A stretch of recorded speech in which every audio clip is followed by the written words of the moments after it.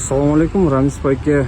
Мен приложением бар, бақты бұл жаққа жылдырсақпы деген. Потому что центральный жол Свердлова бұл жақтан М10 қаралы.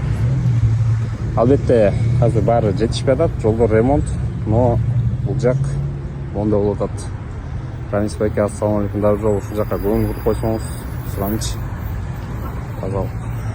Мәке центральный бақты бияққа ырғытыш керек, жылдырыш керек, жолдың бойында болбойт.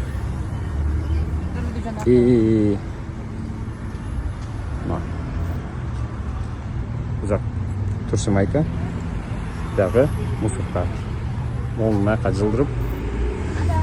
Вот здесь. Айна қош керек.